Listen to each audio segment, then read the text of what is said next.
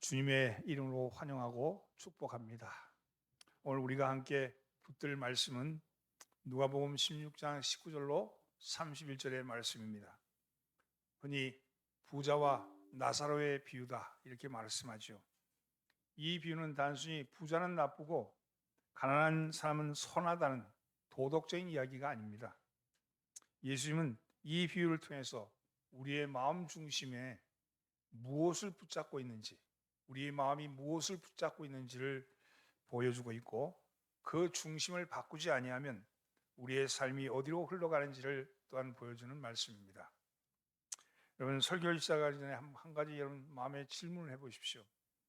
여러분의 마음 중심에 정말 무엇이 자리 잡고 있는가?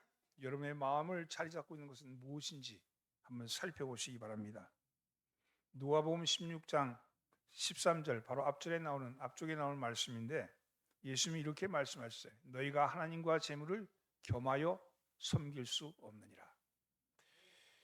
하나님은 중간지대를 허락하지 아니하셨습니다. 마음의 왕자에는, 마음의 보좌에는 오직 한 분만이 계실 뿐입니다.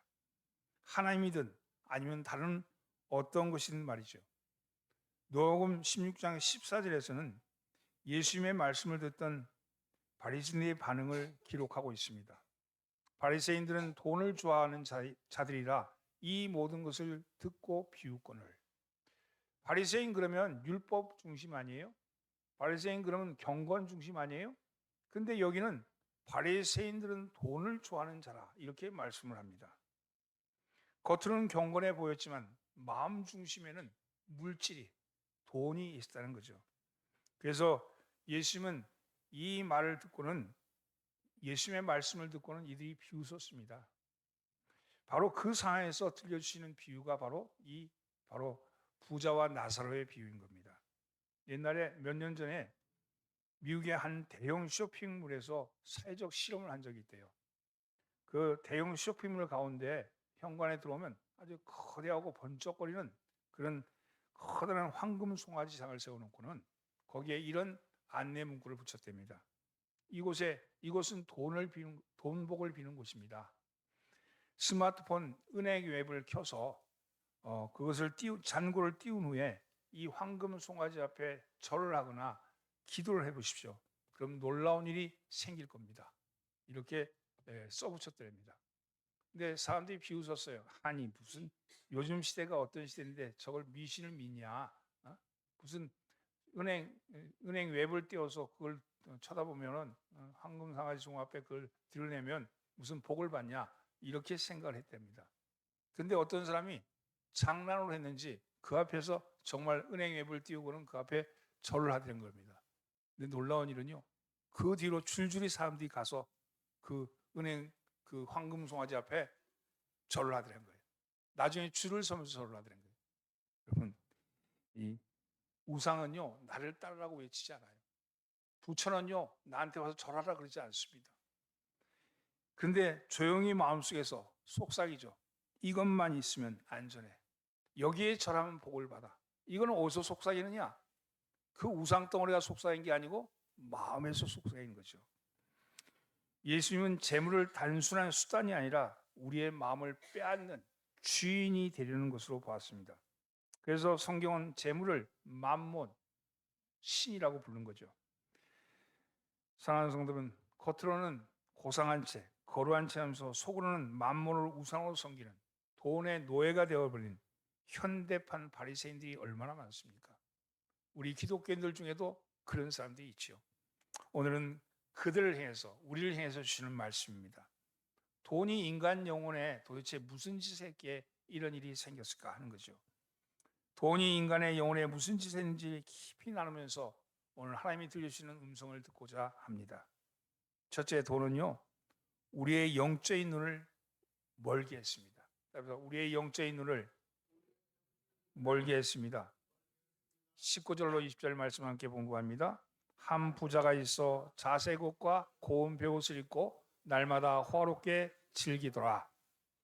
그런데 나사로라 하는 한 거지가 헌데투성이로 그의 대문 앞에 버려진 채.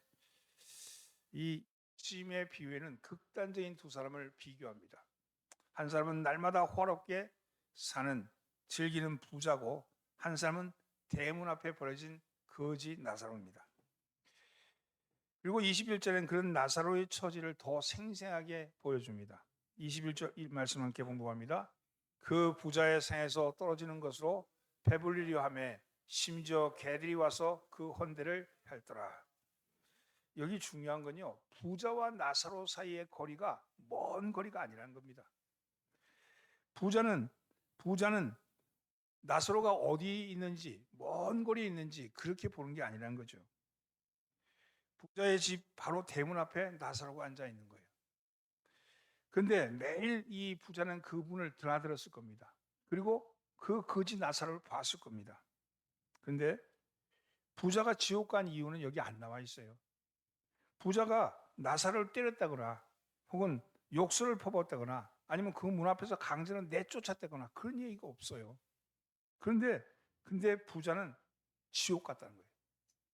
부자의 치명적인 죄가 무엇일까? 부자 그러니까 뭐 약탈하고 뭐 그런 생각이 드는 수 있지만 그런 건 없어요. 그냥 부자 이렇게 나왔을 뿐인데 치명적인 죄는 무엇일까? 그것은 바로 자기 집 문 앞에 있는 나사로를 보지 못한 것이 죄라는 겁니다. 분명 매일같이 드나들 그 대문 앞에 있었던 그 나사로는 물리적인 눈으로는 봤을 겁니다.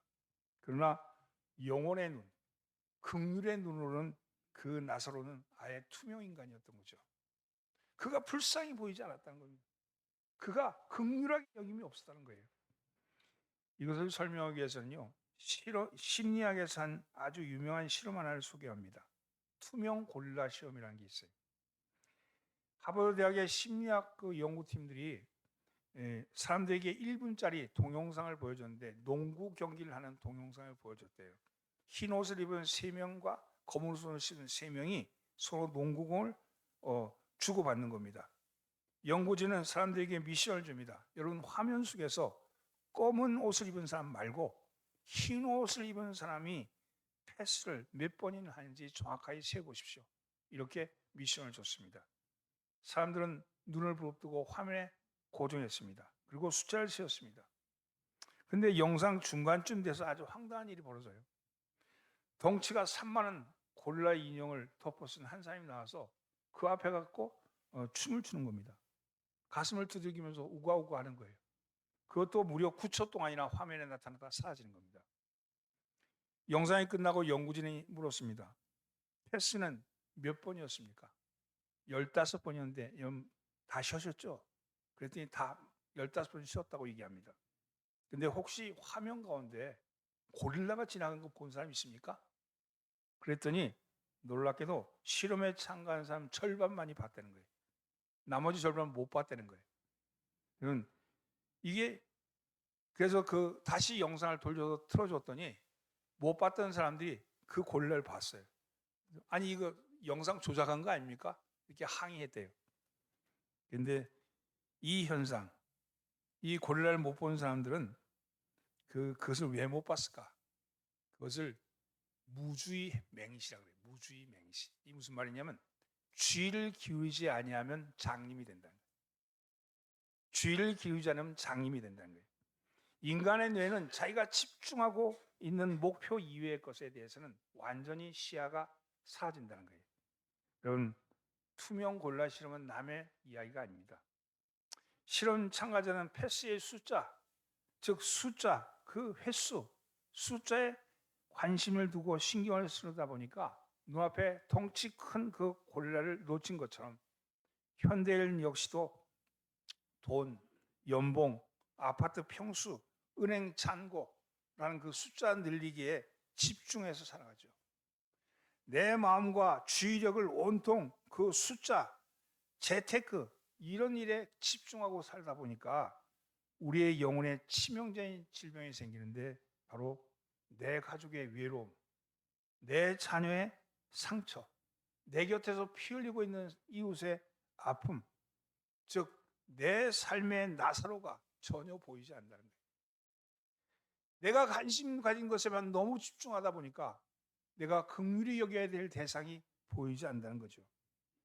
독일의 철학자 게오르그 지멜은 이런 말을 했습니다.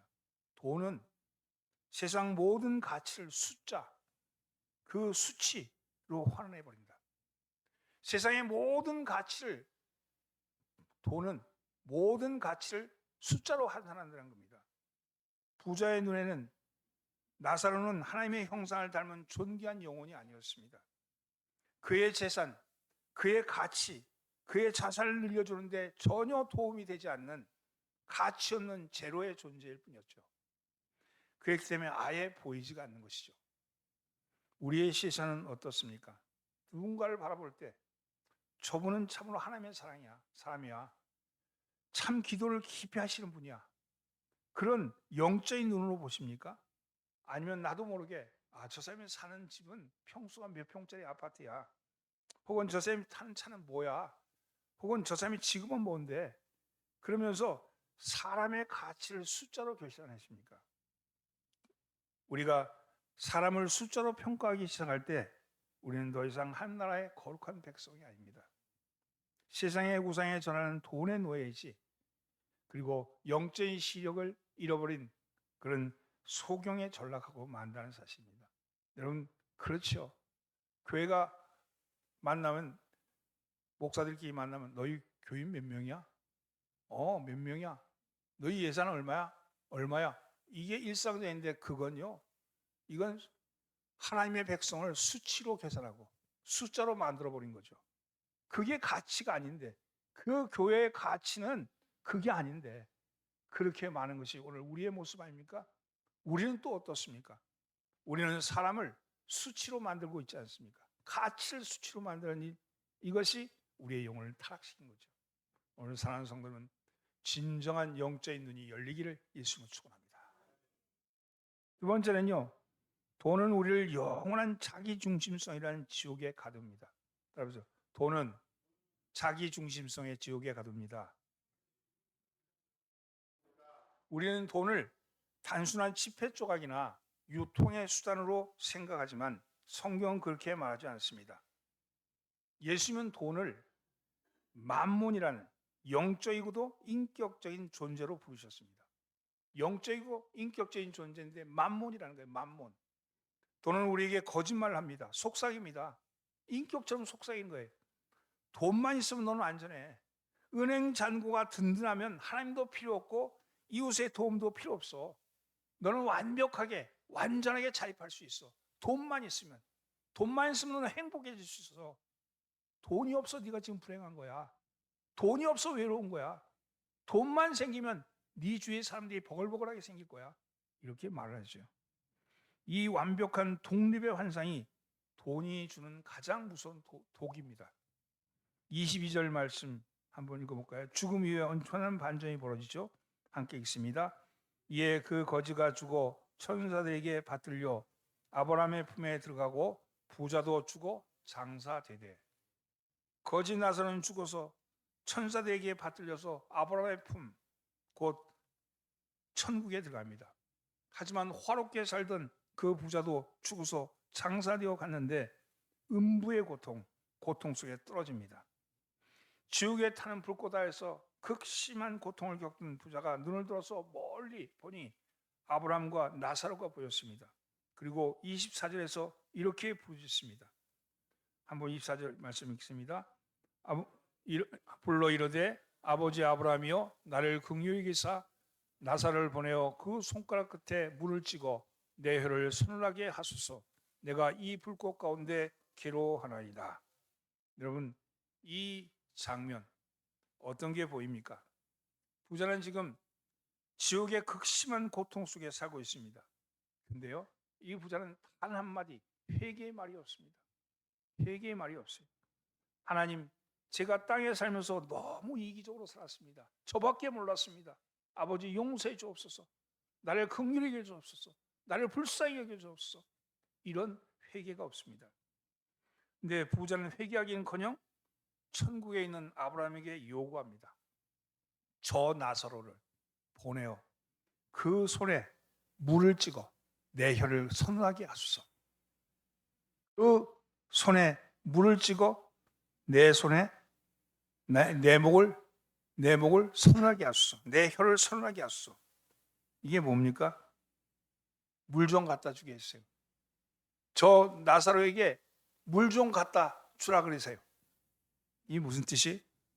부자는 지옥에 떨어졌어도 여전히 자기가 세상의 중심이고 자기가 왕입니다.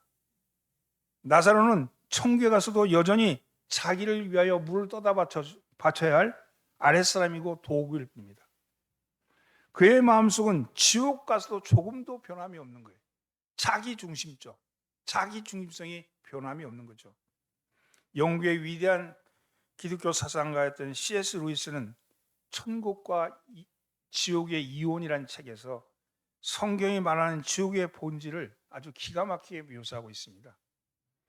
우리는 지옥하면 흔히 펄펄 끓는 용암이나 마귀들이 삼창을 들고서 찌르는 끔찍한 물리적 고통을 생각합니다. 그러나 루이스가 본 지옥의 모습은 우리의 일상과 아주 맞닿아 있지만 잿빛 도시입니다. 루이스가 묘사한 지옥은 겉보긴 참 좋습니다. 자기가 원하는데 생각하기만 하면 즉시 의리의리한 저택이 지어지는 거예요. 그리고 그 안에서 마음껏 살 수 있었습니다. 그런데 그 도시는 치명적인 문제가 하나 있습니다. 그곳에 사는 사람들은 하나같이 지독할 만큼 자기중심적이라는 거예요. 그들은 이웃을 사랑하거나 양보하거나 혹은 이해할 마음이 단 1%도 없습니다. 오직 나밖에 없습니다. 그래서 이웃과 아주 사소한 의견차이가 생기면 그 꼴을 보지 못하고 밤낮없이 싸우는 거예요. 예? 감히 어떻게 내 뜻을 거스려? 네가 날 왜 이렇게 취급해? 이러면서 서로 자기 주장만 난무합니다. 그러니까 어떻게 되냐면 서로 꼴 보기가 싫은 거예요. 얼굴 맞대기도 싫은 거예요. 이웃으로부터 점점 멀리 떠서 이사를 합니다. 다시 보기 싫으니까. 도시의 외곽으로 또 외곽으로 이사를 갑니다. 끊임없이 집을 옮겨 다닌 결과 지옥의 사람들은 서로 수십 킬로, 수백 킬로 떨어져 있는 거리에서 산다고 해요. 그곳에는 이웃도 없고 나눌 사랑도 없습니다. 위로도 없습니다. 오직 거대하고 차가운 고독만이 존재할 뿐입니다. 이건 무엇을 의미합니까? 지옥은 하나님이 멀쩡한 사람을 억지로 끌어다가 가두고 고문한 곳이 아닙니다. 나 하나님 필요 없어. 내 돈만 있으면 돼. 귀찮게 하는 이웃도 필요 없고 나 혼자 내 마음대로 살 거야. 오직 돈만 있으면 돼. 오직 물질만 가득하면 돼. 이렇게 평생을 고집하고 살던 인간이 그 소원대로 자기 자신이라는 아주 비좁은 감옥에 갇혀서 살아가는 곳, 평생 갇혀 있는 상태, 그것이 지옥의 본질이라는 거예요.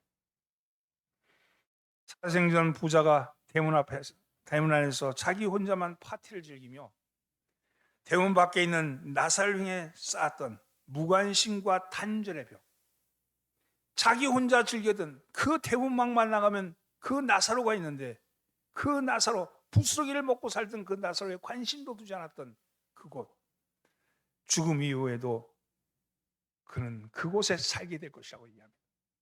그런데 그곳은 아무도 관여하지 않고 자기 혼자만 사는 그곳에 있습니다. 완전히 단절된 그곳에서 점점 더 좁아져가는 자기 중심 속의 감옥, 그것이 바로 지옥이라고 말하죠. 여러분, 우리 안에 있는 자기 중심성을 돈은 우리에게 그걸 주는 거예요. 돈은 늘 네가 왕이야, 네가 중심이야, 네가 제일이야 이렇게 말하면서 점점 자기 중심으로 빠져들게. 오늘 사랑하는 성도는 자기 중심성의 감옥에서 나오기를 예수님으로 축원합니다. 끝으로 우리는 더 위대한 나사로이신 예수님을 만날 때 참된 자유를 얻습니다. 여러분, 예수님을 만날 때 참된 자유를 얻습니다. 그렇다면 여러분, 이 치명적인 돈의 우상, 끔찍한 자기 중심성의 지옥에서 우리는 도대체 어떻게 빠져나올 수 있을까요? 부자는 아브라함에게 애원을 합니다. 그렇다면 죽은 나사로를 살려서 내 형제들에게 보내주십시오. 죽은 자가 살아서 찾아가면 그들이 반드시 믿고 이 지옥에는 오지 않을 겁니다. 나같이 보지 못한 것을 보게 될 것이고 이제는 이들이 지옥에 오지 않을 겁니다. 이렇게 말하면서 외치죠. 기적을 보여달라는 겁니다. 기적을. 하지만 성경은 단호하게 거절합니다. 31절입니다. 함께 공부합니다. 이르되 모세와 선지자들에게 듣지 아니하면 비록 죽은 자 가운데서 살아난 자가 있을지라도 권함을 받지 아니하리라 하셨다 하시니라. 이제부터 돈 욕심 버려야지, 이기적으로 살지 말아야지, 이렇게 결심한다고 되는 게 아닙니다. 우리 마음속에 강력한 이 우상을 몰아내는 유일한 방법은 이 돈보다 더 훨씬 가치 있는 것, 이 돈보다 훨씬 높은 가치를 있는 것으로 바꿔야 된다는 거죠. 더 가치 있는 것이 있으면 덜 가치 있는 것은 사라지잖아요. 더 가치 있는 것이 우리 속에 들어와야 한다는 겁니다. 이 비유의 진짜 주인공은 대문 밖에 있는 거지가 아닙니다. 바로 영적인 소경이요 이심의 감옥에 갇혀 있는 저와 여러분이 여러분을 구원하시기 위해서 오신 진짜 나사로가 되어신 예수 그리스도입니다. 그분이 나사로가 되어서 오셨다는 거예요. 온 우주의 통째이신 주님이 하늘의 화로운 장치를 버리시고 이 냄새나는 땅에 오셨습니다. 나사로가 대문 밖에서 개들에게 핥히고 쓰레기 취급을 받았듯이 죄 없이 오신 주님은 예루살렘 성방 밖 골고다 언덕으로 끌려나가 발가벗겨진 채 십자가를 지셔야 했습니다. 철저히 버림을 맞으셨죠. 십자가 위에서 예수님이 피를 토하듯이 부어주셨습니다. 내가 목마르다. 내가 목마르다. 이 목마름이 무엇입니까? 지옥 불 속에서 부자가 물 한 방울만 내 혀에 찍어주소 하던 그 절규입니다. 그 절규, 그 끔찍한 하나님과의 단절로 말미암아 오는 그 하는 목마름, 돈을 우상으로 삼아서 살았던 사람이 마땅히 지옥에서 겪어야 할 그 영원한 갈증, 그 갈증을 예수님이 십자가에서 대신 온몸으로 받아내신 겁니다. 우리가 받아야 될 갈증, 우리가 질러야 됐던 그 부르짖음을 그 주님이 십자가 위에서 지르셨다는 거죠. 예수님은 우리를 위해서 하늘잔치를 포기하고 밖에 쫓겨나셨기에 돈의 노예였고 진노의 노예였던 우리가 감히 하나님 나라의 초대를 받을 수 있게 된 것이죠. 이 말씀은요, 고린도 후서 8장 9절에서 이렇게 말씀합니다. 우리가 주 예수 그리스도의 은혜를 너희가 알거니와 부유하신 이로서 너희를 위하여 가난하게 되심은 그의 가난함으로 말미암아 너희를 부유하게 하려 하심이라. 띄워보세요. 하나 더 띄워보세요. 아니, 그 앞에.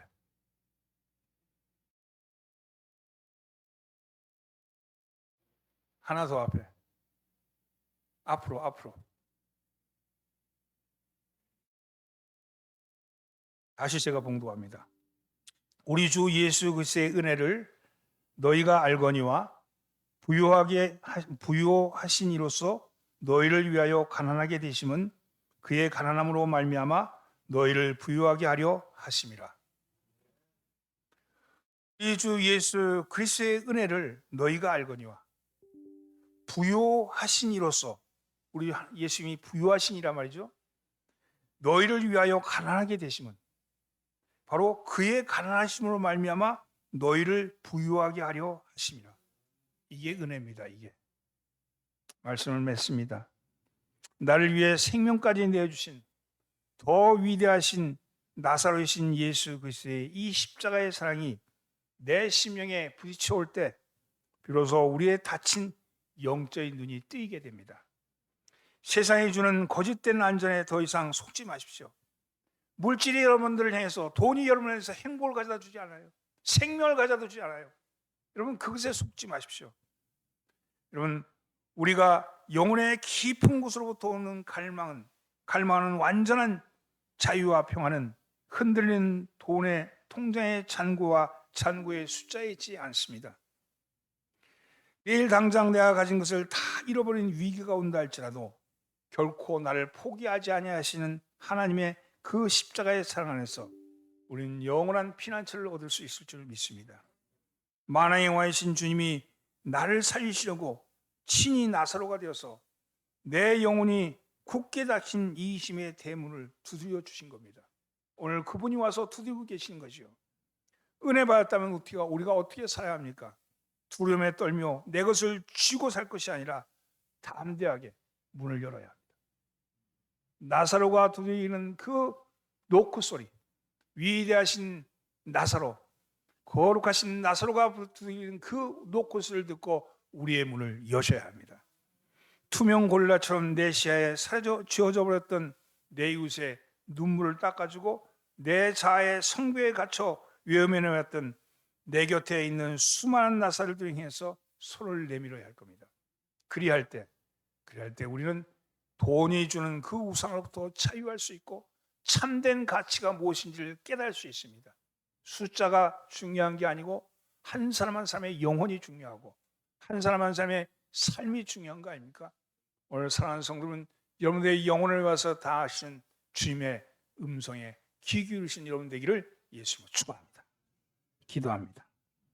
살아계신 하나님, 우리가 입술로는 주님을 사랑한다고 하면서 정작 삶의 중심에서는 돈의 숫자에 매달려 영적인 맹인으로 살았음을 회개합니다. 투명 고리를 보지 못하듯이 우리 곁에 나사를 외면하며 이적인 성에 갇혀 살았던 저희의 굳은 마음을 십자가의 보혈로 녹여 주시옵소서. 우리를 위해 친히 성문 밖으로 쫓겨나신 더 위대하신 나사로 예수 그리스도의 십자가의 사랑을 가슴에 깊이 새기게 하여 주옵소서. 그 은혜로 말미암아 참된 자유를 얻고 세상의 물질로 주를 위해 값지게 흘려보낸 축복의 통로가 되게 하여 주옵소서. 예수님의 이름으로 기도드리옵나이다. 아멘.